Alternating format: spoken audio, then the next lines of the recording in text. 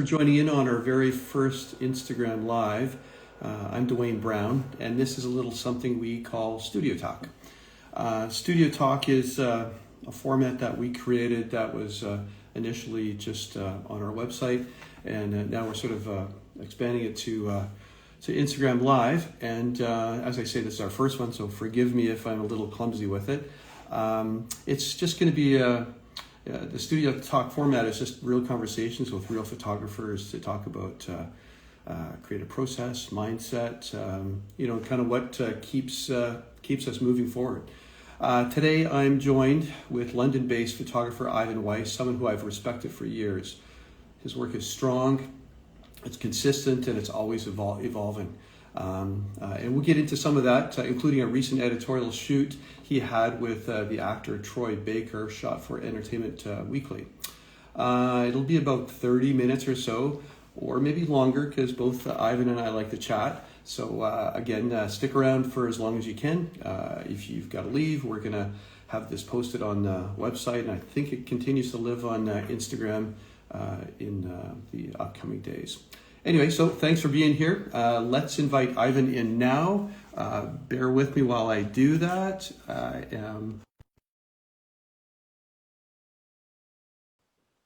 Here we go.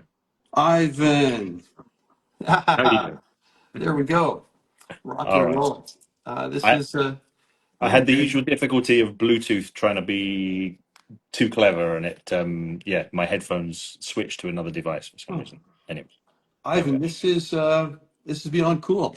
Um, what some people know, and most people probably wouldn't know, but Headshots Matter originally started years ago as a project initiative called LinkedIn Portraits, which I started just kind of for myself and a few buddies of mine in Canada, and I reached out further, and you were one of those first people, and you said absolutely, and I'm really grateful that you joined then, and you're still very much a part of Headshots Matter now, and yeah, that's very cool. How is your day going? Today's Friday, and is it a busy day? Is it a quiet day Yeah, for you? pretty good, pretty good. I had to pop out this morning to rent some lenses, and I've been just doing a little test shoot this afternoon, trying out some new equipment. So yeah, fun. So, test shoots. So that's a great thing to start us off.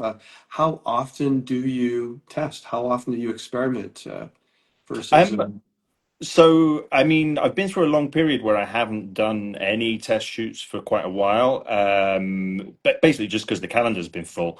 Yeah, Um, but it's really just dictated by this sort of need that I have over August. You know, things slow down a bit in August. People are away on holiday. Corporate work is not really filling in those gaps. mm, And it's been crazy hot here in London, so people have mm, just been a bit more, you know what, I don't really want to go and have a picture of me sweating yeah, kind yeah, of thing. So I had a bit more gap in my schedule, and I just feel the need to create pictures. I'm like, yeah, well, if I'm not getting clients coming through the door, I'm yeah, gonna pull some friends in and try out some new stuff. I kind of want to make at least one picture every day that I like. yeah. So yeah. Something philosophy I've always followed, and I try to tell younger photographers, if you're really super serious about this, regardless of what level you're at, you have to shoot often. You have to shoot every day. It Mhm. it it has to be part of not what you do, but who you are, right at the Absolutely. core. And Yeah. so when you test, like, how do you find the people to test with just friends, people you know? Are they actors? Are they models? Are they? Yeah, I mean, there's no shortage of, I get people popping up, especially on Instagram, saying, I'd love to collaborate with you, that Right. kind of thing. Generally speaking, I don't go for those. Just I feel like I kind of want to have a bit more of a connection to somebody before I'm going to be in a testing environment. It's happened certainly in the past that Mhm. I've felt, oh, right, you just mean you want to come and get pictures with me, but don't want to Yeah. pay for them, Yeah. which is not quite the same thing. Also, I think for me, doing a test shoot comes from me having an idea that I want to try out rather than someone being available and wanting to shoot with me. Yeah. If I go back, 8, 9 years, it was definitely the other way around. I quit my full-time job and I had an empty schedule, and I Mm, was just like, okay, I need to shoot every day. How am mm, I going to fill up the calendar? So at that point, I was, open to all offers, mm, um, and portfolio building. Now I don't really feel that need to build a portfolio through unpaid work. mm, But yeah, curiosity with an idea. Um, I will have a kind of idea of the sort of person that I want to be in that picture, and yeah, then yeah, ask a friend, or somebody who maybe inquires about doing a shoot, and then decides that I'm too expensive. But I'm like, you know what? Like, yeah, yeah, maybe I could work with you anyway. So yeah, somebody who's already, I guess, opted in or bought into the value of what I do, and they're not just sending out yeah. DMs to all the photographers in London to see who's going to let them shoot for free. Something I find interesting is we've had a couple of members of Headshots Matter that have actually put themselves in front of your camera. Mhm. And Asima Maya from Aberdeen, right? Yeah, Lovely, yeah, yeah, lovely person, lovely girl. And I thought that was such an interesting approach for her to learn by not watching you shoot, but by being part of the collaborative process. yeah. Quite cool, right? Yeah, absolutely. I mean, I think it's this is standard advice, but it bears repeating. um, as portrait photographers, we need to put ourselves in the shoes of our clients Hmm, on a regular basis. And there's several ways that you can do that. Because I do a lot of teaching, coaching, mentoring. hmm, I'm often standing in as a subject, hmm, for a concept that I'm teaching. If that's not you, then yeah, get together with other photographers in your town or city, hmm. or if there's a photographer that you like, hire them to take a portrait of Sure. you. But you have to have that ability to empathize with Hmm, the person who's sitting for you. yeah. And the only way to do that is to be on the other end of the camera every once in a while and Yeah. remind yourself, oh yeah, I have all of those self-conscious thoughts, and I have all of that same difficulty in, just barking relax at me doesn't make me relaxed. Like, there's got to be more to it than that.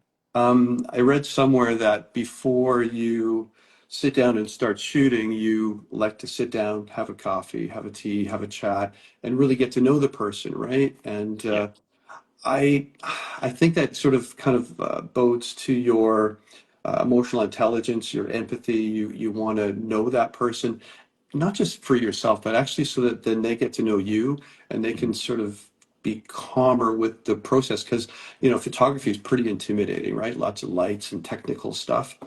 But at the end of the day, we need to let people not think about that. They need to think about the human person experience.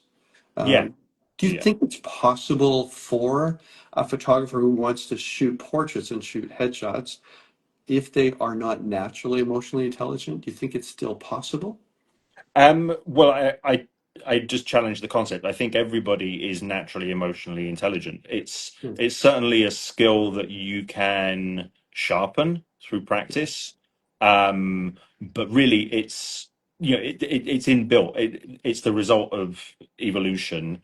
hmm, The way that we relate to each other is based on the needs of survival hmm, over, you know, tens of thousands of years of evolutionary history. hmm, So we have the ability to read what other people are feeling and to mirror that and to empathize with that. That's hmm, kind of our default state.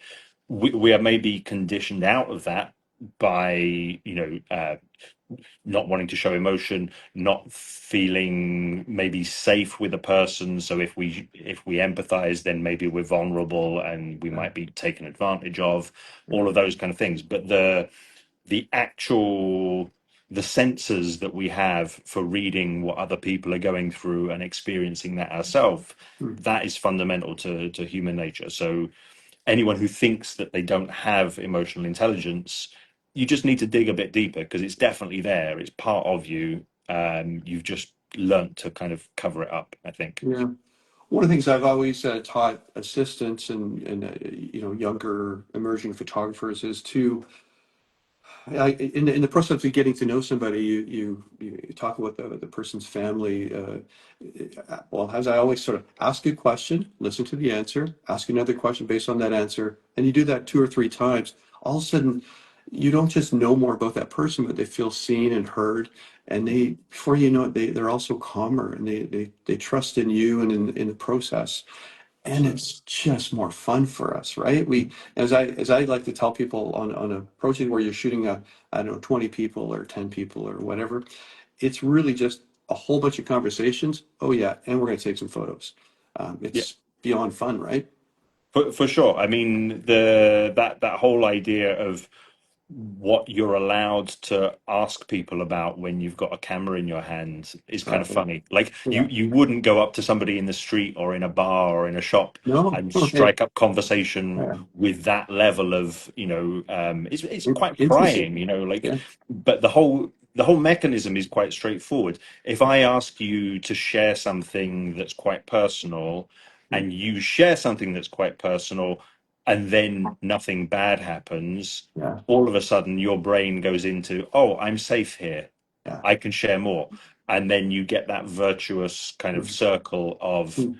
more and more trust. And with that, then you can go in any direction with whatever it is you want to do with the Yeah. photography. It may be that you're creating a shot that is full of angst, but Yeah. you're going to get a better result Yeah. if there's trust there. It doesn't have to be about being relaxed in front of the camera, but it Yeah. does have to be about building that relationship between the sitter and the photographer in the first place.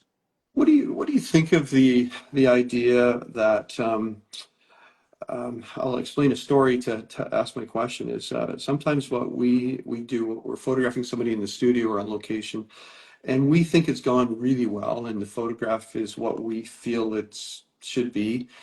And then they'll come back to us maybe a week or two or even a month later and say, there was something going on in my life that day, and I was feeling something. And whenever I look at that photograph, I'm reminded of how I was feeling. So it doesn't really matter how good the photo is. Hmm. So I guess what I'm saying is their mindset at the time of shooting is critical for them to, I guess, to emote, but also to just really like the image after the fact. That's Yeah. maybe more of a portrait than an actor's headshot, but Mhm. yeah, you must get that as well, right? There, Yeah, so I've worked out basically it's 0.5%. So these are very rough numbers, but in my yeah, head I have an idea. 200 individual sessions a year. yeah, There's going to be one person a year who yeah, has an issue similar to what you're describing. Um, and of course, it's a difficult thing mm, to accept for me as a photographer. It's like, yeah, I know the photography is good. Like, you don't have to mm, massage my ego, but like, I was supposed to be able to get you over whatever the issue was in order to create pictures that you like as well. mm, But yeah, 0.5% of people, I'm not successful in doing that.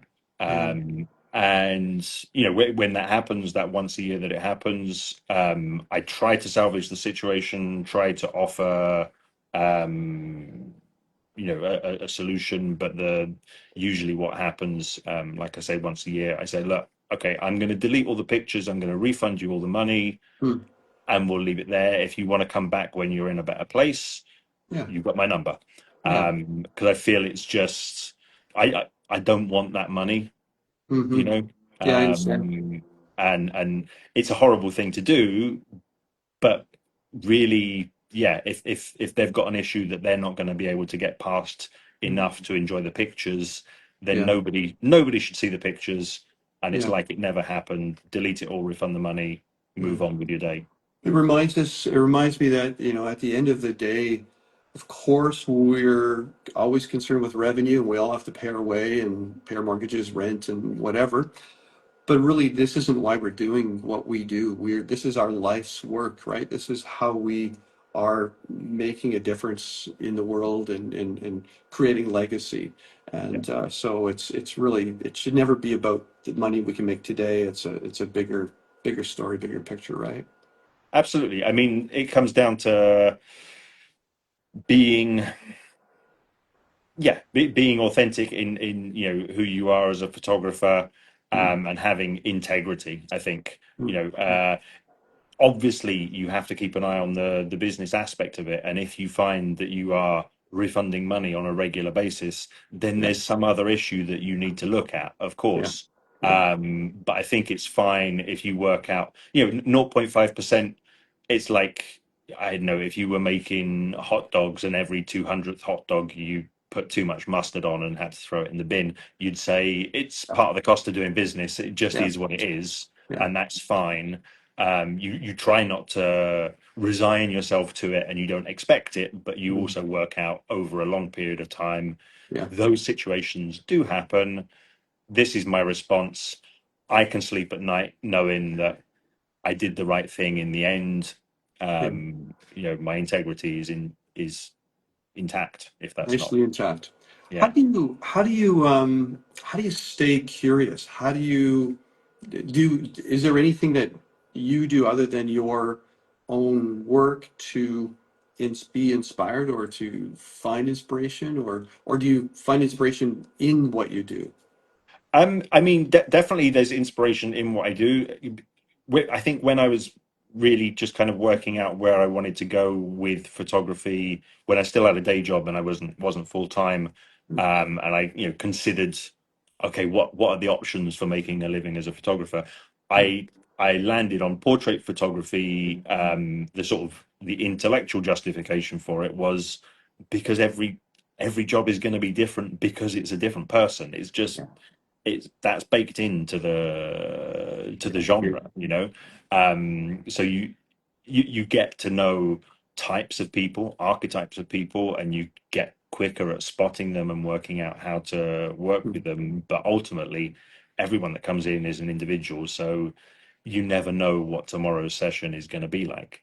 mhm, That keeps it very fresh, and that gives you that inspiration. Like somebody comes in with, I don't know, a certain style or presence or personality, and it just makes me go, okay, like let's run in this direction with this person. yeah, But also, yeah, just everything that I consume visually. I mean, I go to see show like exhibitions, not just of photography, actually not so much of photography, but painting, sculpture, other visual arts all the mm, time. And these things, they just get some stuff gets stuck in my brain, yeah, and then at some point in the future, it will come out in a picture, and yeah, oh, why does that look that reminds me of that thing that I saw, and that's why I've decided to position the person this way or use that mm. color or whatever it is. It just gets Yeah, packed away, right? It's a little yeah, somewhere, a little slice of something that comes out when you're shooting or posing. yeah, yeah. Something else that I'm very curious about, Ivan, because you're very well regarded. Like I've been a photographer for a really long time. Then I got doing the LinkedIn portrait project and then Headshots Matter. So I look at a lot of imagery and I'll talk to a lot of photographers. And you are, and I'm not charming you here, but Keep going. you're very well regarded. And I know that there's a lot of great photographers out there, Mhm.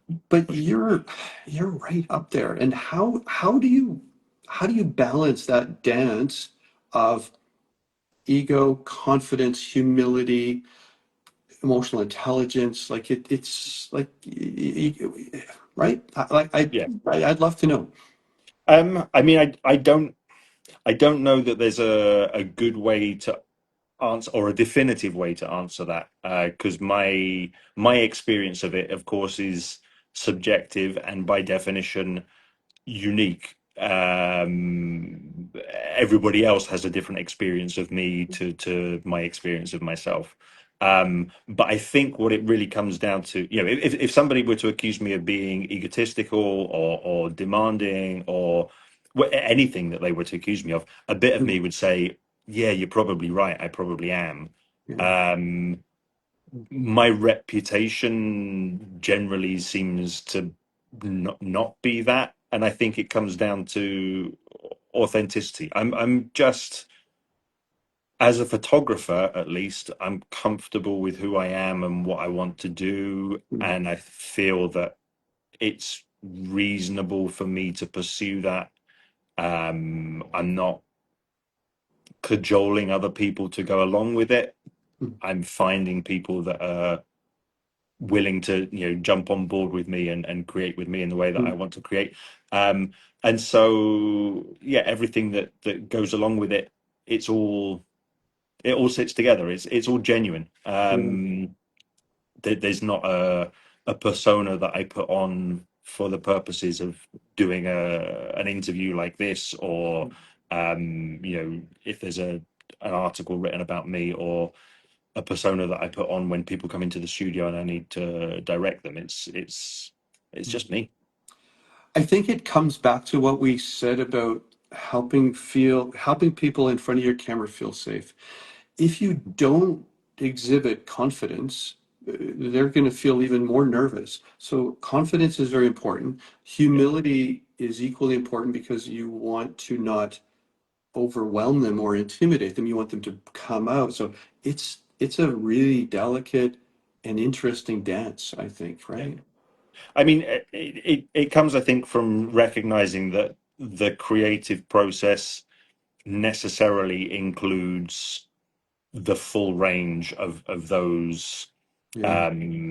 emotions, Mm. particularly directed at the self. Mm. I can't remember who it was who described this to me. I'm sure it's quite a common thing, but you wrap a shoot, you look at the pictures, you're like, I'm the greatest photographer that has ever walked the earth. Yeah. Like I'm unbeatable.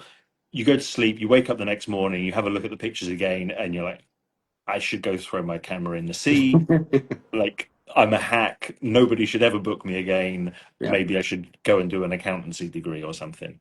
And then you kind of level off and you see, okay, I like that picture and that picture. This Mm. one, if I were to do it again, I would do it differently. Yeah. Yeah, so recognizing that there are going to be times when I feel Mm. absolutely, unbeatable and on top of the world. There are going to be times where I feel like a complete piece of crap. Yeah. So neither of those things can be fully true, but Yeah. neither of them are fully false, and it's Yeah. just it's I just part of it. I think I heard an actor say that once is no matter how great someone says you are or how bad they think you are, don't believe either. Yeah, Just keep doing your work, right? Just yeah. keep your head down, be good, be kind, be diligent, be determined, and things will serve you well. I Um, think I think on that though, it's also important the advice, like, don't believe either. That's great advice, but the fact of the matter is, when somebody comes up to you and says, "Oh, I think your work's amazing," you are going to have a very pleasant little hit of sure, sure. dopamine or Mm. serotonin or whatever it is. Um, and that's always going to be the case. And Mm. it's always going to be the case that when somebody tells you that you suck and your work is terrible, you're Mm. going to have a bit of a negative feeling. So Yeah, don't ignore it. I would yeah, say just accept it, but also take it yeah, lightly. It's yeah, their opinion. Thank you very much if they say something nice.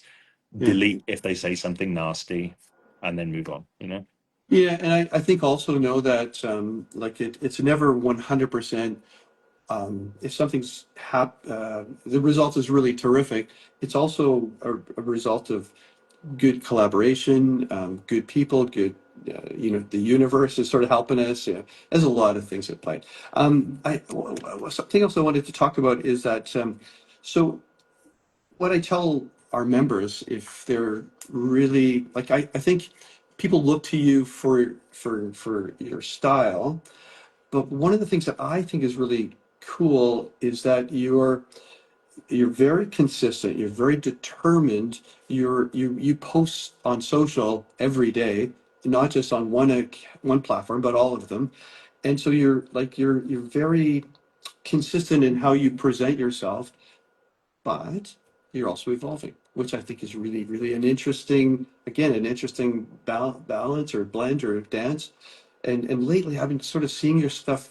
I don't know. It's just it's stretching a little bit here and stretching a little bit there. I just find it super cool. Uh-huh. Thank you. I mean, it just comes down to like, why am I doing this? Yeah. Ultimately, I'm doing this for my own Mm, enjoyment, fulfillment, satisfaction.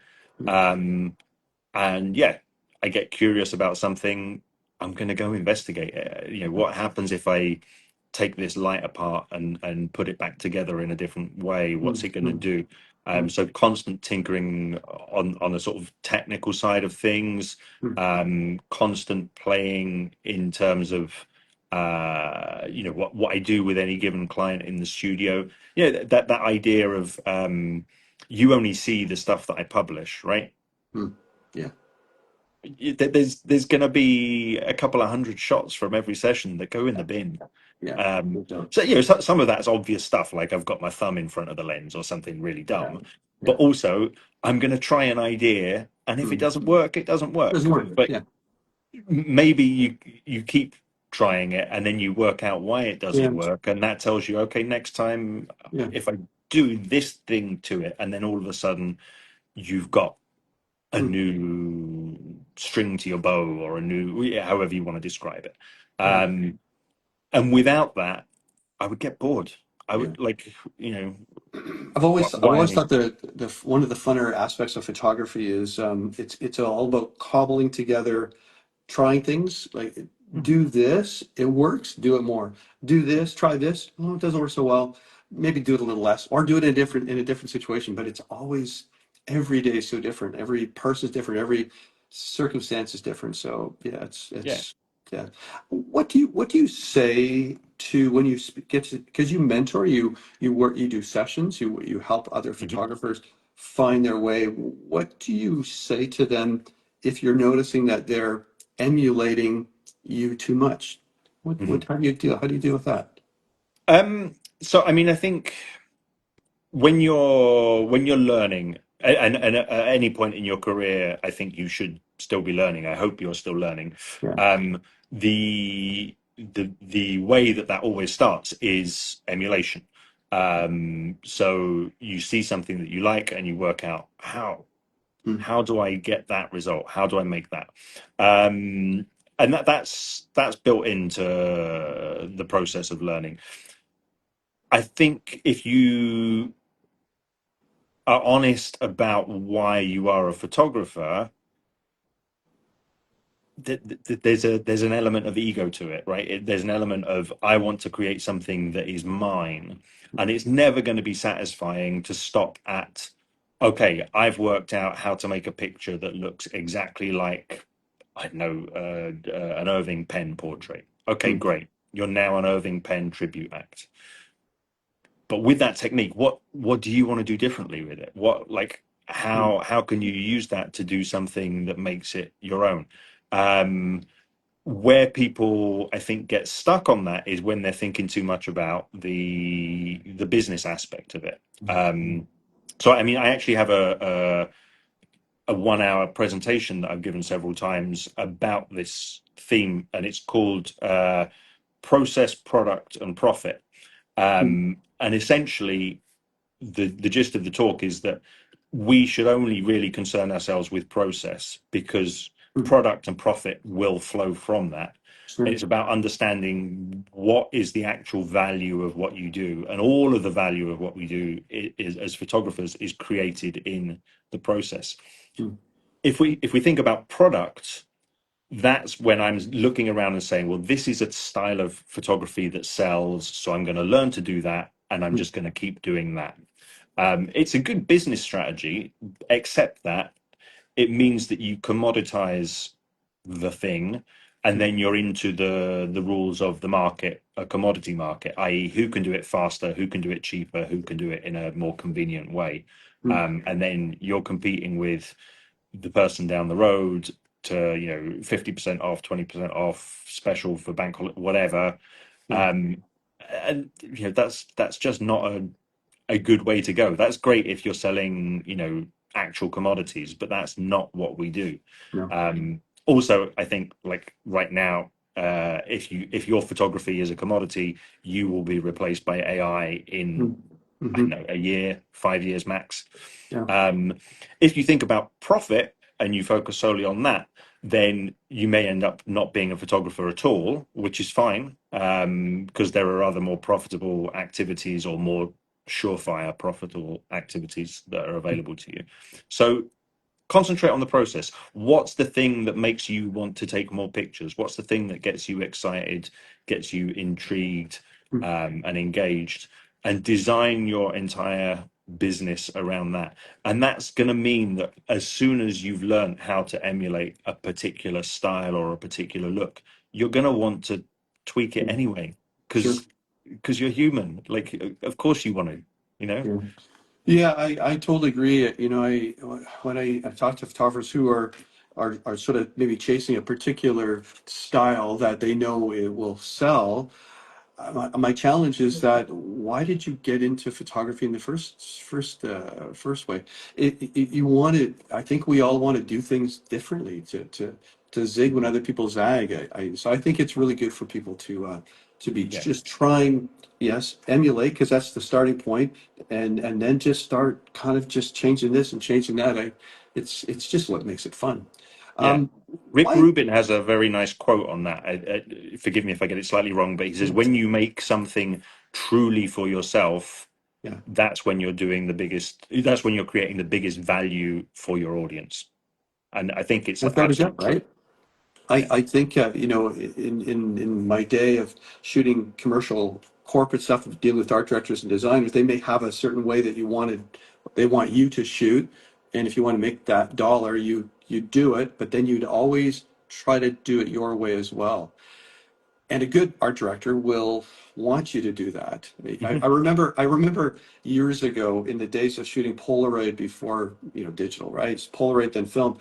And I shot the Polaroid of the scene and I took the Polaroid to the art director and I said, so, like, what do you think? And he flipped out. He might have used a few Mhm. words. And he says, never ask me what I think. I want to know what you think. You're the photographer. You're the creative person. You're the one I'm paying the money to.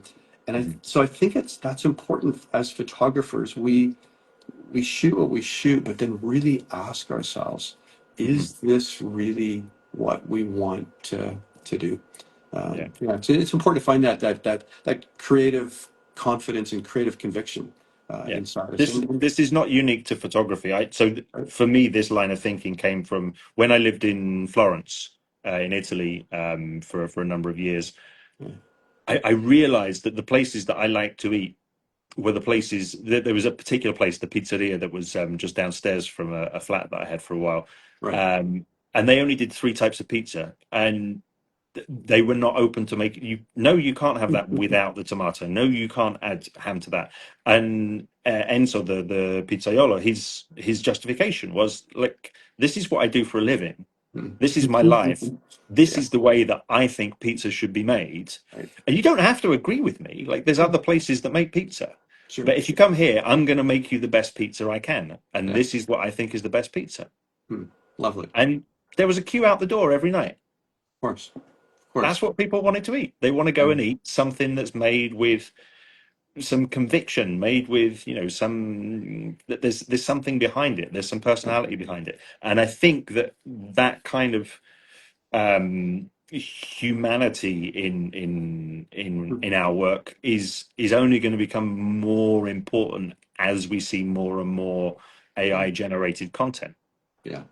Yeah, I totally agree. And, you know, and I wasn't going to ask you anything about AI, but it just naturally kind of, you know, bubbles to the surface. And I think that we all, as photographers, need to work on our our authentic approach to what we do, and also the experience that the people have while we're photographing them. Those are just really difficult things for AI to duplicate or to replace. So yeah, don't shoot things that are too much the same as everybody else. Shoot what's in your heart. Give people who you are, Yeah. and it's going to help It's for the sure. thing of like concentrate on the process because the product and the profit flow from that. The AI thing is concentrating on the product. For sure, for sure. There's no process. It's the removal of process. Yeah. Um, but let's talk about end result here, because I wanted one of the things that sort of kind of stoked me a couple weeks ago when I reached out to you was that photograph I saw on Instagram of Troy Baker. Mhm. I really, really loved it. And I'm quite familiar with your work, and I've seen what you do for actors and performers, and it was cool to see an editorial application.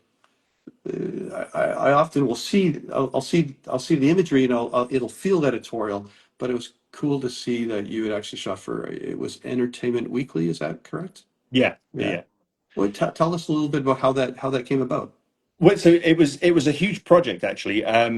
The origin of it is Neil Newbon, who I did headshots for him maybe 3 years ago, and he was like super happy with them, and I see them pop up every so often on Instagram with increasing frequency because in that time he got really busy and was had a few big successes in his career.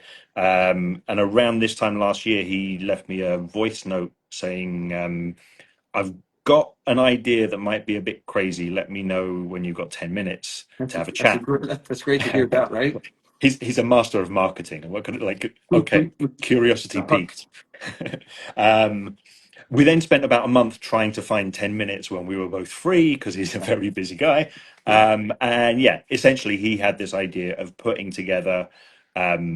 He pitched it to me. It was going to be the 15 top actors in the gaming space um, Right. as an article for Entertainment Weekly, and to present it kind of like the Vanity Fair group portrait type Sure. thing, but make that connection in a way, but also make the differentiation that Vanity Fair is very much old Hollywood style and gaming is new Hollywood. Mm, That's mm, that's where a lot of the innovation, that's where a lot of the money, that's where a lot of excitement in the acting industry is at the moment, is in gaming. So yeah, Neil was, he had the overall concept. Um, we sat down and kind of roughed out how it was going to work. He then kind of kept adding people. It ended up 30 people mm, in 3 locations. mm. So yeah, we had How fun was that for you? it was insane. It was insane. But I mean, the best kind of fun. So the first shoot, Troy was at the first shoot, which was in LA, and we had, I think, 12 or 15 people that were coming in at various times during the day. There's this big group composite portrait of 30 people that I had to plan out and get everything absolutely nailed down so I knew where everyone was going to stand and what Yeah. they were wearing and how tall they were, and all of that kind of stuff was planned to the Mm, millimeter. And then sort of as a secondary thing, was like, well, we've got all these people, like let's do yeah. some individual portraits as well. And I had no idea what I was going to be working with. Luckily, for that shoot in LA, a guy that I know, Rich Sublé, who's based in California, great photographer there. I called him up and asked if he would assist me on the shoot. So I had somebody kind of on the ground who sort of knew the territory, if you like. Mm, He found us the studio and he brought a load of lighting equipment, and we talked the same language in terms of kit and stuff, so I knew like he would be able to get me stuff that I was going to be comfortable working with. yeah. And we just blasted through. We had like 5 minutes with each person. So we do the group shot, which was like 3 or 4 people at a time.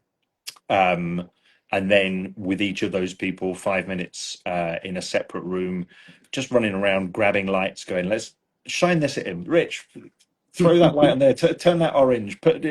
What happens if you jump up and down on the sofa? Just absolutely, having Wow. fun with it. But these are all, very experienced actors. They're used to that kind of environment, so Mm, there wasn't any need for the let's sit down, have a cup of tea kind of yeah, yeah, yeah. get to know you kind of thing. There's definitely still the need to build trust. It's just a lot easier when people are used to being in that situation. As an actor, they're used to walking into a room and finding a director that they don't know, and they have to quickly establish a way of working with them. And essentially, that's what you are as a photographer for them. Um, and yeah, like I mean, they all Wow, just turned it on, and I got some really really cool pictures. that's fantastic. So that was great. And then yeah, we packed up. Then I flew off to New York 2 days later and did a similar thing with a much smaller group of people. And then a month later, we did the same thing in London, and then we put it all together in post. So it was a huge thing. Fantastic. Yeah.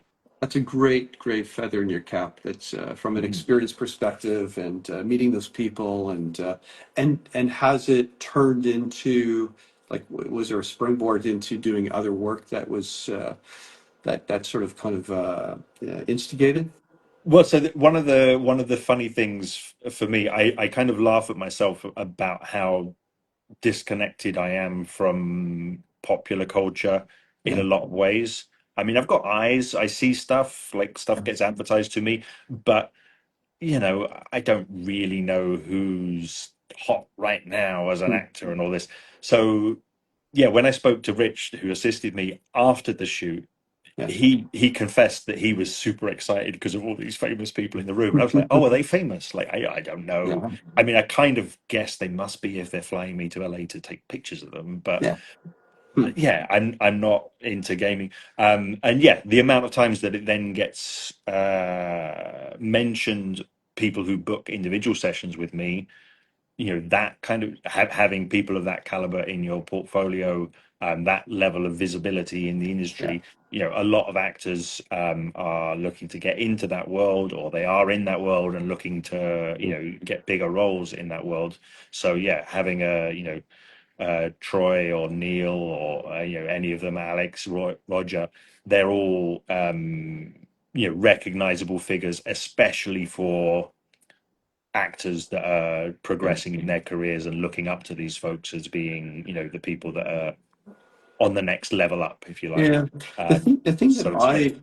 as a photographer, I'm very drawn to is when I see an actor who obviously has profile, Mhm. but they're photographed in this really simple, intimate way that you're really super connected. And that's what I loved about that portrait of Troy. It didn't really matter who he is or what he does. I just was in love with the photo and the human connection. So my hat's off to you for that. That's always, Thank you. and maybe not being so, mesmerized as a fan is helpful because it's just human to human. I mean, maybe that is an advantage, but it's also that's useless advice. Like if you bring George Clooney into the room, I know who he is. I can't Yeah, not know it. So yeah, yeah, that's yeah. not advice. But one thing that I am aware of is that in that particular context, we were in this huge studio. There were maybe 30 or 40 people in the room between agents, publicists, Sure. people filming BTS stuff, other people hanging around waiting for their turn, makeup, like the whole thing. And yet I look through the viewfinder and all I see is you. Yeah, That's all that exists right now. yeah, And if I'm doing that, then maybe that helps you to reciprocate, and your attention is only on me or through the camera, yeah. and that's how we create that level of intimacy. Nothing else exists for that, 5 seconds or whatever that it takes. It's a pet peeve of mine actually when I see people shooting, holding the camera out, that looking at the screen at the back. Like, get the Yeah, eyepiece up to your eye, yeah, black out everything that's not in the frame, and yeah. just look at the picture. Totally Compose agree. the shoot. Of course, you can do it any way you like. It's not a rule. I'm not going to arrest you for it. But I honestly think that that's a big part of what attracted me to photography in the first Mm. place as a kid, Yeah. was that just being able to put a frame around things and decide. And did you ever shoot film? Like, did you ever like on Yeah, yeah, yeah. Hasselblad or something like that? My first camera when I was 7, my dad was a press photographer, so I learned film Nice. photography when I was a very small child, and I had Yeah. a Canon A1 with a Yeah. 50mm lens. Yeah. And I basically still shoot the same camera now. It's just, Hmm. Canon have updated it, but Yeah. it's basically the same thing. Yeah. And I love Canon, the 50 mil lens. Was it the Canon AE1? Is that what you said? A1. A1. That's cool. Yeah, yeah. Yeah, I get Way too good film a camera to photography. give to a kid, but Yeah, film photography is all about that, right? Like it was just you and the viewfinder, you and the viewfinder. yeah, Yeah, yeah. that's neat. Yeah. So what's new? What are you looking towards? What are you? Is there anything that you're chasing or that you're looking forward to that's coming Um, up? So I've got I'm teaching a workshop in Lisbon in Portugal, end of September, start of October, with Peter Hurley. Yeah. So I've got that. I've got a few other workshops in, for me, international locations that are in discussion at the moment. So that side of things is going well and quite exciting. It gets me to other locations, it gets me to work with different people in different studios, which is always a nice thing to do. Also, generally speaking, like you get a bunch of portrait photographers together in a room, they're all nice people. I think Mhm. maybe it's because of we kind of have to learn how to be sociable Yeah. because of what we do as a job, but it's always a nice environment to be in. Mhm. Work wise, in terms of what I'm shooting, I've got a few bigger projects coming up that I won't mention just yet, but yeah, things along the lines of bigger projects with some people with a bit of a profile. Profile. And I'm tinkering away, working out new ways to use different bits of lighting equipment and Yeah. stuff to keep things interesting and engaging for my own creativity. So I have to ask you the question. So you're in England, you're in London, you have a German last name. Mhm. You can speak Italian apparently, Oh yeah. because I saw you. Oh yeah, right. And so like, what's that all about? Like, how do you get your to live in Italy? That's Well, I just moved to Italy when I was in my 20s, didn't really know what I wanted to do with my life. There's the possibility to do a very short qualification to teach English as a foreign language. So it's not like being a, a fully blown teacher. It's a sort of a much more casual thing, but they give you the basics of teaching, and you can pretty much go anywhere in the world and get a reasonably paid job teaching English, mostly to adults. So I thought, yeah, that sounds like fun. And I went to Italy with it. I ended up finding a more stable job there that turned into a career. So I stayed for 12 years. And yeah, over the course of the first year or so, I just picked up Italian because that's what they speak in Italy, and I wasn't a tourist. So yeah, and it was primarily in Florence. yes, yeah, yeah. So I lived Wow, beautiful. in Florence the whole time, in various different parts of the city.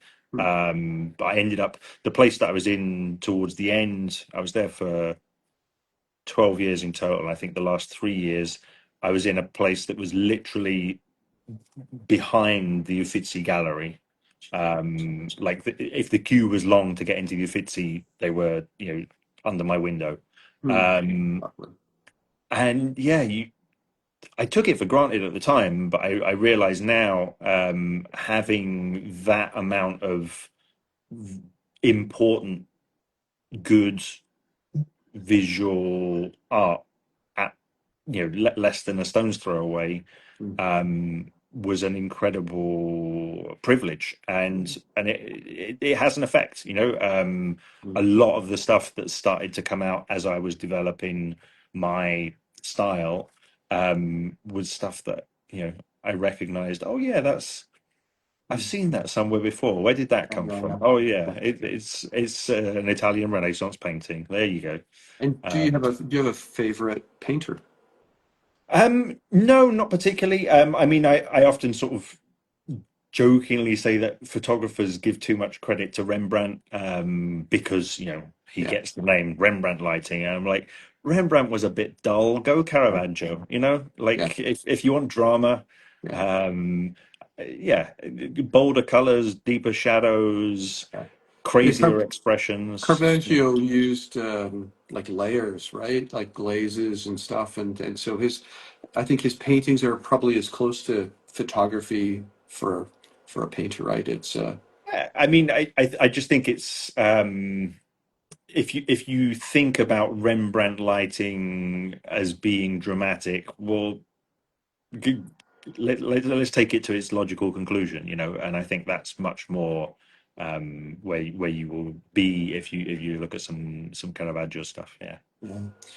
So, Ivan, I'm going to hopefully be in London in end of three quarters or end of November. So I'm hoping you're going to be in town. We can Absolutely, yes. we can Yeah. sit down, have a coffee or a tea or a beer or a chat I'll go beer. Yeah, face to yeah, face. Yeah, yeah. you might know a place or two. Yeah, There are a few places that sell beer. I've been told. Yes. yeah, very good. Well, I think this is probably we're at a we went more than a half hour, just like you said. We both like to chat. So, is there anything else that you'd like to add or share? Or I mean, if you're not already, give me a follow on Instagram, or you don't have to follow me, but yeah, you can see my page from there. Go have a look, yeah, and yeah, if you want to get in touch, if you're interested in doing one-to-one coaching, I do that either here in the studio in London or via Zoom. And yeah, if you just fancy a chat, give me a that's call. great. That's great.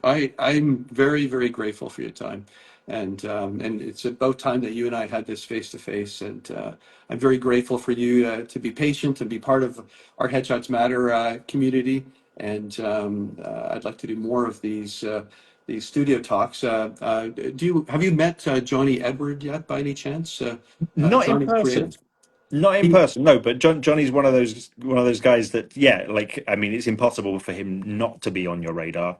yeah. Again, like very. If you think my socials are active, I mean, Hmm. like hats He's off a to Johnny. he's a big fan of yours. He's told me, and he's our next studio talk that we're going to do. We still have to schedule it. We had Excellent. it scheduled a few weeks ago, but we had to change it because I had some sort of family stuff. And Uh-huh. but he's next Yeah, on the hit list. So I know a bunch of people that have taken workshops with him, and yeah, everyone raves about like how. I mean, yeah, his name is not a misnomer. He is super yeah, creative. yeah, And and a sweet yes, guy. yeah. All right, my friends, have a great weekend, Ivan. I'm very grateful for your time, and Thank you. we'll see you in November. Okay, see you then. All right, Looking forward all to right. it. Cheers. Cheers. Okay.